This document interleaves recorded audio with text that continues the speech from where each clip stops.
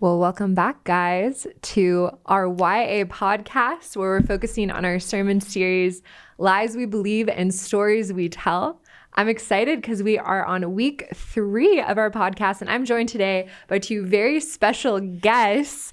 I am here with Pastor Connor Johnson and Ben Vette. Heyo. Heyo. I just imagined it being zoomed in on you and then zooming out to me and Ben doing whatever this motion was. It's perfect. To those only listening, I apologize. This is a good time to mention that not only do you know Ben and his buttery vocal cords from our YA worship set, but these two work together in middle school ministry. Heyo. Yes. Yeah. So I just love for you guys to introduce yourselves, maybe tell a little bit about what you do here at Calvary. And then the question of the day is hit us. my favorite. Uh-oh. If you could have anything come out of your belly button. Yeah. I knew. On yeah. command, Praise God. What would it be? It's something that we often debate. I am caught sleepless at night considering. I knew this would be it. This one is much wider though, because I think our go-to is ice cream flavor out of the belly button. So this one is like, wow. Yeah, no, this is anything. this is anything. Okay. Yeah. Sorry, what was the other question? We're stuck on the food out of the belly button. Just your name and what you do here. Yeah. Okay, my name's Connor, and I'm the middle school pastor here. So I work with middle school ministry with Ben and Megan, Courtney, the whole squad. Back in the day, it was Sarah. We got hired at the same time, and then she ditched us for YA. She said, I she graduated. said she's sick of the fart jokes, and she moved on. That wasn't a lie. Yeah, it's tough. It's tough. Oh, and then belly button. What was the exact? If you could have anything on command come out of your belly button, so you're in control of this, what would it be and why? Oh gosh, I just, I feel like I just got to be selfish. The only thing that's coming to my mind is just money. Oh, It's classic. just gonna be money. I mean, and I feel like I could just buy we're just revealing whatever. your heart posture right now. So. Yeah, I mean, here we are. Talking about my purpose is money. No, that's not good. No. Oh, let's just go to Ben. Ben, what do you think? Who are you? Who are you, Ben? What do you do? Who am I? Who am I? They say the energy on this podcast is going to feel so different. So already off the rails. I love it. So already off the rails. If you don't get the reference, go watch Les Mis. Yeah. Connor's favorite movie. Connor's favorite movie. My name is Ben Vette. I am the middle school worship leader. That's my official title here. So I'm not just a worship leader at YA. I work with the students, not just leading worship on Sundays, but training students during the week and just being with them. So it's a great time. It's very fun working with the team. What would it be? But mine's more specific because I did think about it. It would be money, but it's the exact amount that I would need. So I'd never have money on me. I could never be robbed. I'd never have money on me. But just whenever the cashier gives me the total amount, I'd be like, I'm very sorry for this, and then would just like pull out and be like, this is.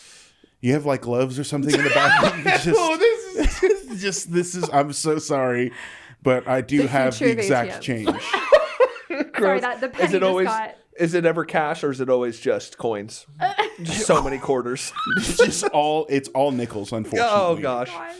Wow. I'm very tempted to ask whether you guys are innies or outies, but I'm just gonna avoid that question. It's already altogether. Feels like never mind. Yeah. Thanks, guys, for being with us today. We're going to continue on in a very light topic. Yeah, what a transition. We brought you here today because we've been talking about lies that we tend to believe. And the truth of the lies is oftentimes we just like believe things and without them going unchecked, especially like in community, we can create these whole narratives of our lives and live them out. And luckily, we've had some time, hopefully a little bit of maturity, friends, the word of God to help us deal with those things. Yep. But I'm excited to just hear you guys' perspective. Part of the reason we have you, Connor, here is you'll be preaching in YA. So by the time you're listening to this, you have had the pleasure of hearing Pastor Connor preach. Oh, this is a post-sermon podcast. This is I gonna knew drop that. this Saturday after the No, sermon. cut that part out. No, We it's know great. this No, is- no.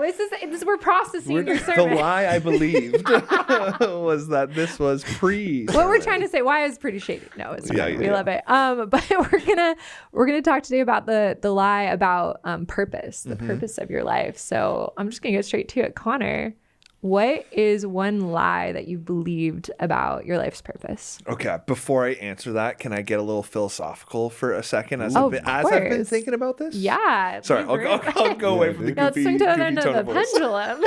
Oh, now we're talking. No, okay, so kind of like Romans 12, 1 through 2 being the Yes. core like series verses, especially verse 2. Verse 1 has a lot of purpose language in it to what it looks like to worship God. But verse 2 talking about that we shouldn't conform to the patterns of this world, but be transformed by the renewing of your mind.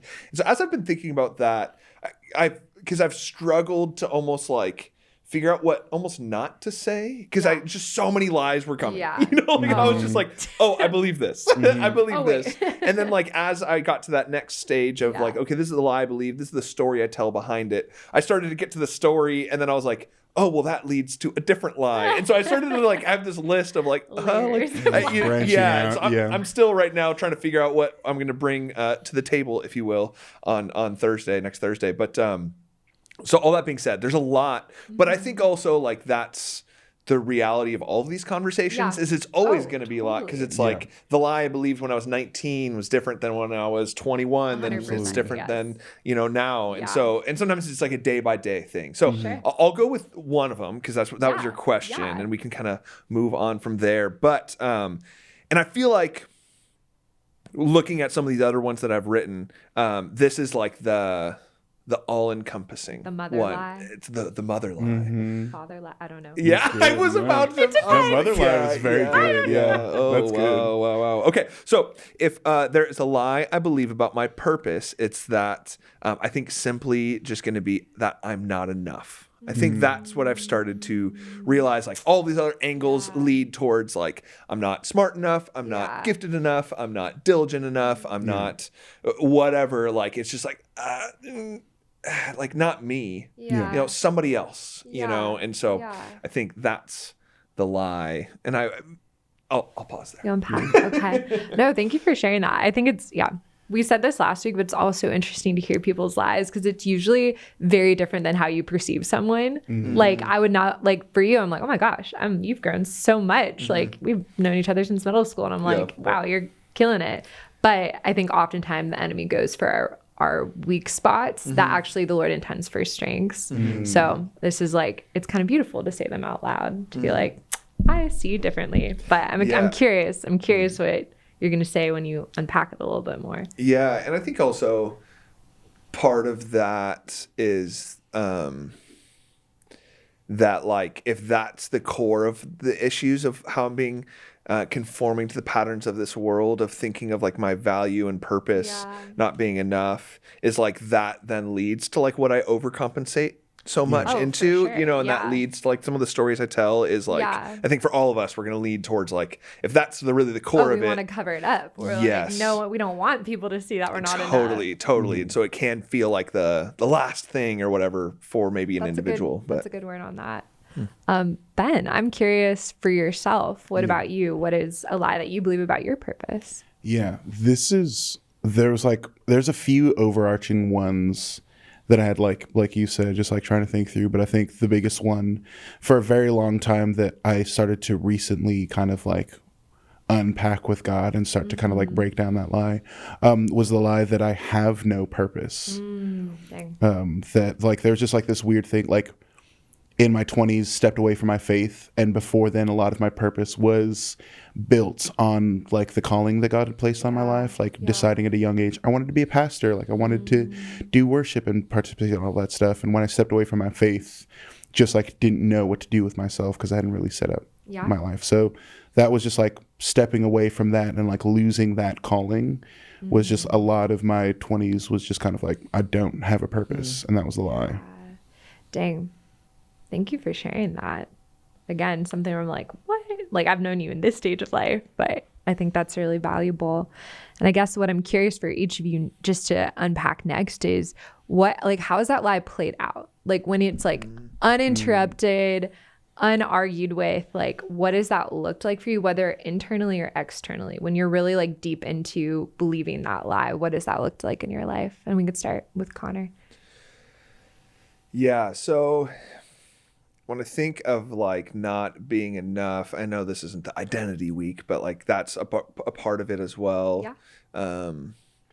When I think of like my purpose, this lie believes I'm not enough, it leads me to like tell this story about myself of like anyone but me, you know, like and like even just the insecurity of like doing a podcast is very funny to me. This morning I was like, why'd they ask me to do a podcast, even though like ironically I'm like, but I'm preaching, like and I'm very comfortable I guess with that outlet. But even this morning I literally was just like, why me? Like that's so funny. I'm discovering this in the moment. I love it. No, this is you're getting this live, guys, right now. Yeah, like I was very much just like I don't really, you know, I haven't finished writing my sermon, so I don't have anything to bring to the table. Like I don't know what I'm gonna say, what might actually be helpful. Yeah. So I think that leads to a lot. That's what that lie leads to a lot for me, is the story of just like anyone but me type of thought, or since I'm not enough, like find someone that is, you know.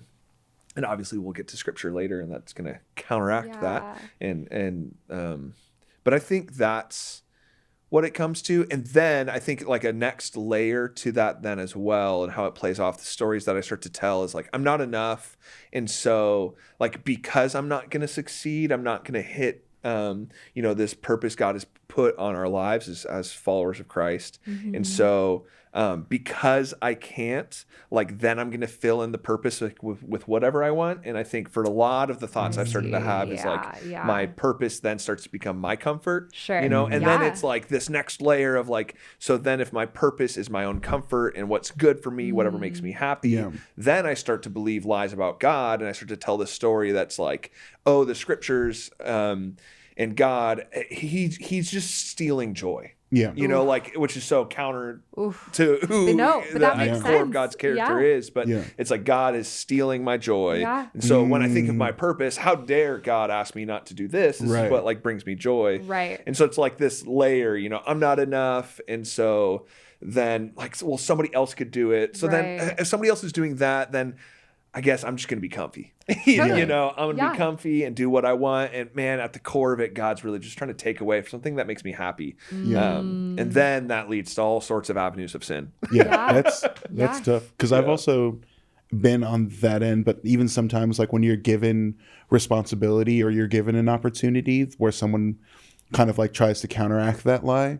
I think for me personally, I've been on that end where like sometimes I try to overcompensate and burn myself out of just like, I need to work to keep up this facade of like someone thinks I am enough and I don't believe it. So I'm just going to try to make the like people please almost to a certain point. And that's also like a dangerous kind of like other side of that coin. So I definitely feel that, but that is like a very tough thing. Cause then it just like, it does get in the way of how you view God and everything. It's just kind of like, it places the power on yourself almost to like try to like compensate and fix and like remedy that. We fill the gap. We see the gap of, oh, I can't be that. And suddenly it's like, well, I'm going to just use everything I can to try to achieve it, which we're going to fail if it's just on our own efforts. And then suddenly it's like, well, God, why didn't you? And when really it's like, we didn't ask or we didn't believe or we didn't. But I like what you said, Connor, just the point of like lies beget lies. Like when we don't examine them, suddenly we're like, oh my gosh, how did I get from I'm not fulfilling my purpose to, oh, well, God isn't good. Like that feels like a big leap. But when we keep them internalized, you get there super easy. And it's definitely the same way of like imposter syndrome. Like, okay, well, if I can't be that, then I'm either just going to like hide behind pleasing others so they don't know that I actually can't do that myself. Yeah. And I think also, you know, we could use the word depression when like talking about a lot of these things. And I know that's part of my journey, but even outside of that, like the core of this lie is like, I'm not enough. And it's very like self-deprecating and very like, you know, like minimizing. But I think actually the result is like almost the stem of that is my pride, because like even as you're just talking about those things, like the core of the issue is like that the value is in me and in what I bring to the table, and like and my diligence and my it's very gifting. self-focused no matter what, even if it's a negative self-focus. It's still absolutely. like about you versus Totally. God The or pride others. of myself leads to actually this like, well, I'm not enough. And then it gets to the like in the deepest, worst avenues of it. It's like, so then who cares? Totally. you know, and then like you said, the lies beget the lies. There's no holding back on anything anymore. And I just live my life however I want. Yeah. All because of a pride. And like an over self-reliance. Totally. It's a slippery slope. Yeah. What about you, Ben? How does that play out for you? Having no purpose for me felt like I started to put it in my identity. Like if I could just figure out what my identity is, then I could figure out my purpose. And so like obviously a big part of my life is music. Yeah. And for a while I was like trying to make music work and like being a part of projects and bands that felt like they could have gone the distance and they didn't. And so like just like feeling like inadequate. Yeah.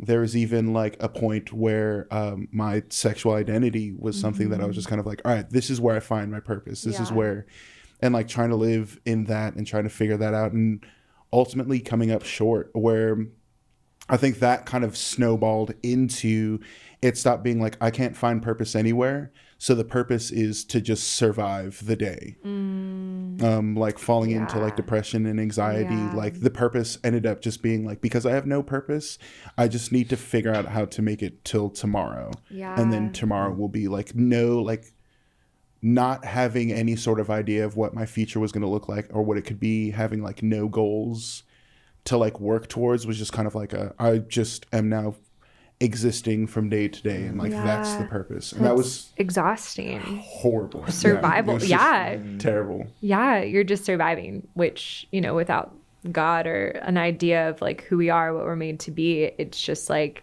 yep, well, hope you make it out okay, but there's no direction, there's no why, there's no bottom line. And I've been there too. Depression's part of my story too, and that can be so intimidating when you're just like, whoa, my feelings are like leading me away from like any sense of like anchoring or framework that can actually help me through my day, where you're just like, well, I hope I make it to the end of the day. You know, that also just like it sort of placed like envy and jealousy, like or just kind of like inadequacy, like when I was with friends that were killing it, like totally getting to like your late 20s and like having friends from high school like getting married, starting to have kids, like a lot of them starting their careers, like some of them like didn't just graduate college, like they finished, like they got their master's degree, undergrad, like doing all this stuff with their lives, and to just be like the guy, like the hometown hero that never left like his hometown after high school, just kind of like working a dead end job, hoping his band, like just like typical, like stereotypical, like deadbeat,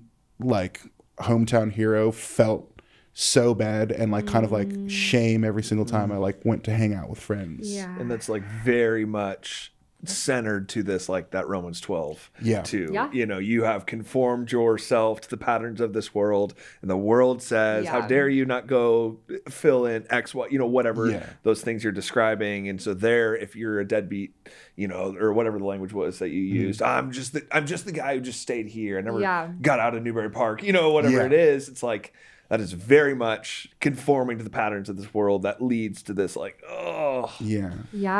Oof. And a big part of that, I feel like, you know, classic phrase, like comparison is the thief of joy, but it totally is. And like, we have to ask ourselves, like, are we comparing ourselves to something good, which like the word of God, or are we comparing ourselves to like worldly view of success or love or fulfillment? And it's like, that's going to fall short every time. Those things you described are all good things, but it's like, I don't know, Connor and I both moved back home after going away. And I remember a feeling of that, of like, oh my gosh, like people are going to judge me because I didn't go off and do something crazy. I'm in ministry. Like I got this whole degree in a different, you know, area of work, but the purpose of God transcends all of that. It's like, what do we value as believers? It's like obedience to Christ. And if that's to stay where you are and to pour in exactly where you are, it's like, that's the prize of our lives. But there's going to be a lot of noise and a lot of narratives around us even saying like, oh, that's not good enough, or you know, is that really your purpose in life? So with that, for you to like, what has helped you kind of overcome those lies, based in the Word of God, based in your experience with other believers? Like, what has changed your view of that so it doesn't feel like such a stronghold in your minds? And whoever's ready. Sorry, no, I'm just thinking through. I think there's a lot of like avenues I could take that. Yeah. Because I think a big part of that is obvious, is without a doubt going to be community. You know, I think of my biggest like similar to what Ben was describing, like I'll just vaguely call it my prodigal son year. Of just just living for whatever, living for myself. The change to that was I was 19 years old, and then I moved in with, so I was like I was going into my sophomore year of college, and I moved in with there's 5 of us in this house, and the 5 of them were seniors. And so I was like, they're all seniors. I was the sophomore, and they all really loved Jesus. And I kind of just asked them, I was like, hey guys, can I live with you? Like, I need help, making decisions on Friday nights and Saturdays. And, I need you there with me. And so I think that's a big portion of it is God moving through his people, as he often does. But also I think it's just the grace of God and like the Spirit moving in my life and bringing me back to, I think, what I've was taught when I was younger and remembering some of the things. And I know that's actually very similar to your story. I think about your sermon in middle school the other day, but check it out, guys. Yeah, go check Middle it school out. YouTube. Calvary MSM YouTube page. And so I think also like gonna be some I'll just jump. Can I jump into the Bible? Oh my gosh, please. How dare we have not opened the Bible yet? May I? So I think my college pastor loved Saul. Yeah, I love it. Shout out Generations Church in Eugene. He just planted a church in Eugene. Oh my gosh. Yeah, like 2 months ago. Oh my gosh. Say it again. Eugene, Oregon. Yeah. All Let's you go young Ducks. adults go to school up there. Come on now. Or check out the Good Fight. Anyway, okay, sorry. All right, so Isaiah 43. And you know what's funny is there's not much purpose language in here. It's going to be a lot of identity. And I think that leads, they're intertwined. Let's be they're honest. intertwined. All these conversations And especially are with what I was intertwined. just like, the like, I'm not enough is like an identity piece. Sorry, no, I'm in my thoughts. All right, I'll read the Bible. So here we go. So I'll read 7 verses, and so to get some context. So Isaiah chapter 43. But now this is what the Lord says: He who created you, Jacob, he who formed you, Israel. So obviously he's talking about Jacob and Israel, but as Christians grafted into the family of God. And so, I read these words as like words spoken over me when I'm in those depths. And so like when I think of like, this is what God says, and this is what he thinks, and this is what he says about us as his children. So do not fear, for I have redeemed you. I have summoned you by name. You are mine. When you pass through the waters, I will be with you. And when you pass through the rivers, they will not sweep over you. When you walk through the fire, you will not be burned. The flames will not set you ablaze. For I am the Lord your God, the Holy One of Israel, your Savior. I give Egypt for your ransom, Cush and Seba and your steed. Since you are, and I love this part, since you are precious and honored in my sight, and because I love you. You just think of this, like God says in his eyes and even through his words, you are precious, honored, and loved. I will give people in exchange for you, nations in exchange for your life. Do not be afraid, for I am with you. I will bring your children from the east and gather you from the west. I will say to the north, give them up, and to the south, do not hold them back. Bring my sons from afar and my daughters from the ends of the earth. Everyone who is called by my name, and here's kind of this purpose statement, whom I created for my glory, whom I formed and made. It's like we are made by God. We are honored and precious and loved in his sight, and we are created with this purpose of his glory. And so like that, I think, is a big piece of the like transforming, what's the word in Romans 12? Transformed. Sorry, I couldn't remember. I was conformed too. Yeah, I was like conformed to the patterns of the world. Yeah, transformed by the renewing of your mind happens through the Spirit of God working through his people, but also most commonly and most powerfully, I believe, through his word. And so like thinking about that, I think is some of the core like confrontation of those lies. Like, you're not enough. God made you. Yeah. You're precious and honored and loved in his sight. You're not enough. You were created for his glory. You know, thinking about like how you were describing kind of your past, or even as I think of my like prodigal son, whatever my years, it's like we can get so caught up in how we have lived, and man, well, I didn't live for the purpose that God had for me. It's like, well, no, we move forward knowing that we were created for this. Yeah, you know, like this is what God created for us, and it's not my happiness. It's not God even taking joy away from me. I think it's an honor. We find joy at our core when we live into this purpose God's given us of like we were created for his glory, and we can just move forward in that. So that's what comes to mind when I think of like confronting that. Isaiah 43 is going to be a big passage for me. That's so awesome. Good. That's so good. One. Even that reminds me of just reading Romans 1 last night, the verse 16 and 17, the whole like from faith to faith section, but just kind of like even like re-understanding of just kind of like God's righteousness doesn't make me a good man, but it makes it so that God treats me as if I was never a sinner at all.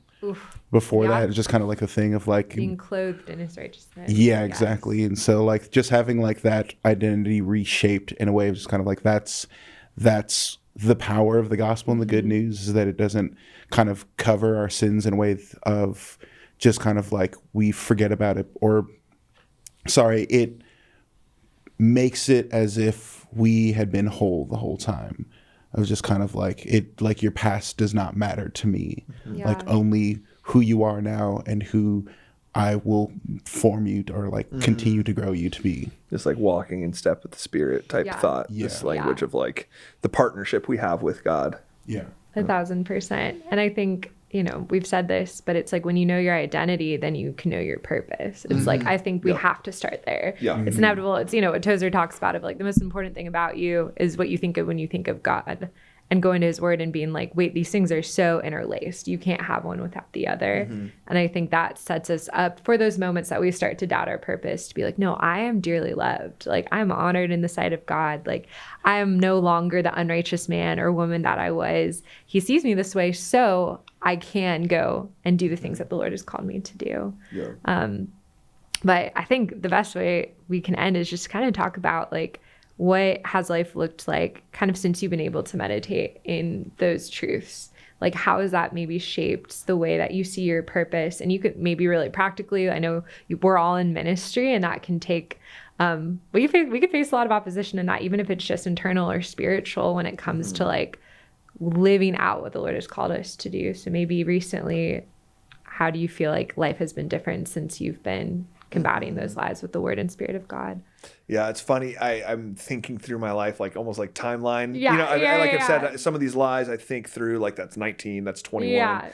You know, and Sarah will resonate with this. When Sarah and I got hired in 2017, there was a pastor here named John King. He used to say that ministry has a way. I think I've told you this. When we got hired. It's a good word. Is that ministry has a way of pulling out every insecurity you have and stomping all over it. And it was 1,000% true. It's so true. Absolutely. Yeah, it's so true. And I think also like not just our context was vocational because it's our jobs, but like not just in vocational ministry. Like when we seek to live into this purpose, like it just draws out the insecurities, and that's what Satan is going to use to attack us and to get us down to our core, or to get us to believe lies about who we are.